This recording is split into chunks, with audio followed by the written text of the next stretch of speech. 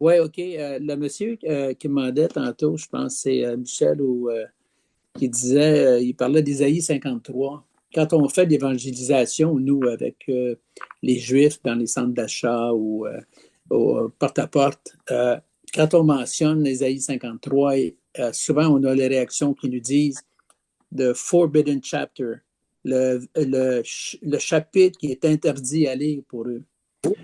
Ouais. Et puis, surtout quand on leur parle on ne leur parle jamais de Jésus, mais quand le nom Jésus arrive, souvent on est obligé de dire il y a plusieurs Jésus. Il y a Jésus de l'Église catholique, puis il y a le vrai Jésus, donc le vrai Yeshua. Puis le Ouais. Jésus de l'Église catholique qui était comme à toutes les sauces, là, qui n'était pas nécessairement le sauveur, mais qui était le méchant vis-à-vis les Juifs, parce que on nous avait appris, nous, chez les catholiques, euh, que c'est les Juifs qui avaient crucifié Jésus. Donc, et puis, oui, puis le fait que Claude mentionnait tantôt, ou Robert plutôt mentionnait tantôt que quand on parle de un juif, il faut faire attention aux termes qu'on utilise. Vraiment, tu sais, Frédéric, je pense qu'il mentionnait ça aussi, là, Ouais. tu sais, comme on mentionne jamais, nous, de porte à porte, c'est Jésus, le Sauveur, c'est plutôt Yeshua.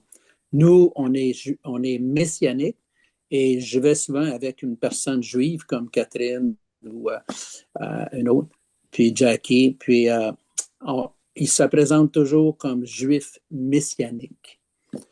Puis c'est très important qu'on se présente comme ça parce que on ne veut pas faire à croire qu'on vient au nom d'un rabbin ou on est vraiment messianique. On attend la deuxième venue de Yeshua. Merci, Jean-Claude. Isabelle, tu avais une question? Ben, non, moi, je voulais juste rajouter que ce que j'avais compris, je ne sais pas, j'imagine que j'ai pris ça de Jacques, mais c'était que les Juifs, ils interprétaient le Ésaïe 53 comme étant, ça parlait d'Israël, en fait, et non de Ah, Jésus. Mais Oui. ça marche pas avec les pronoms, là, si tu regardes vraiment, mais eux, c'est comme ça qu'ils l'enseignent. En tout cas, ça, c'est moi, ce que j'avais entendu. Oui. Oui, habituellement, ils considèrent le serviteur souffrant comme étant Israël elle-même. Ouais, c'est ça. Définitivement, oui. C'est ça. Mais la plupart, on n'enseigne pas l'Ésaïe 53. Ils s'abstiennent de parler d'Ésaïe 53. Ils en sont même gênés de ça. Puis, comme tu disais tantôt, quand on, nous, on est vu comme souvent on a les réactions qui disent vous autres, vous avez un Dieu qui a un fils, voyons donc. Dieu ne peut pas avoir de fils, c'est impossible. Fait que vous croyez pas au même Dieu. Fait qu'on revient toujours à la même chose. Il y a seulement un Dieu, le Dieu d'Abraham, d'Isaac, Jacob, en qui on croit.